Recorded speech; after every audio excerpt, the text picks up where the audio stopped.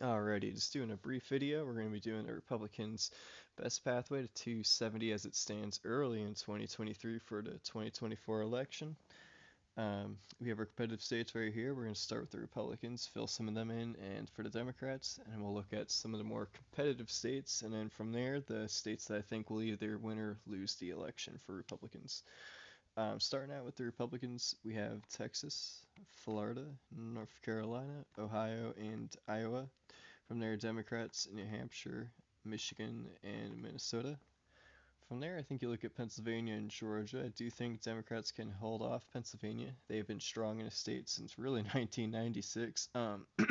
Trump was the only one to pull it from since then. He did pull it against Hillary Clinton. It was under a percentage point, but still a very impressive victory to do that, nonetheless.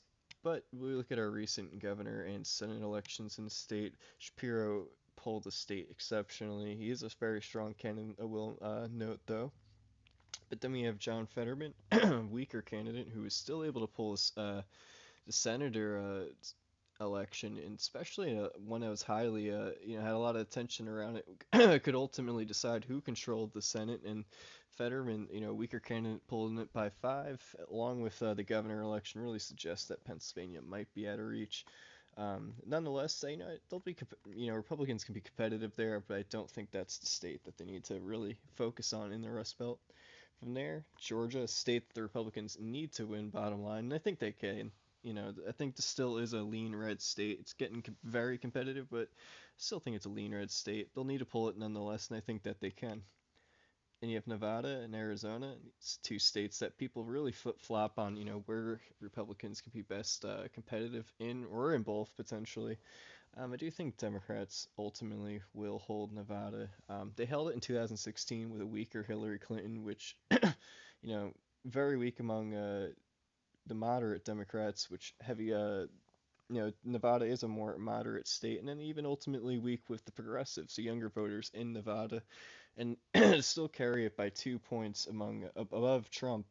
And I believe that they've held it since the Obama era, so I do think Nevada will be out of reach for the Republicans, which is okay. They don't necessarily need Nevada, and I do think they can take back Arizona. It's a state that Republicans have been strong in since, well, the 1950s, only losing it once in 1996.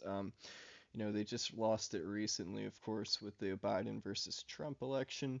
But you look at that, Biden only carrying it by less than half a percentage point, and Republicans are going to start embracing that mail-in vote. And they're going to start, learning from their mistakes and really focusing in on these states now that they know that they need to, and that Arizona wasn't really a state that you would have suggested Biden to necessarily pull from. And I do think that he absolutely can pull back Arizona with the right message and attention, which leaves us at 266 Democrats, 262 Republicans, and that leaves us with Wisconsin.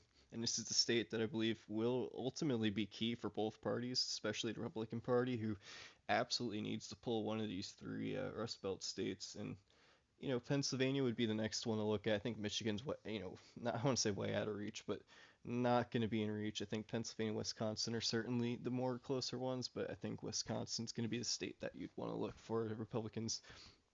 I think we kind of talked about with the recent governor and senator election in Pennsylvania.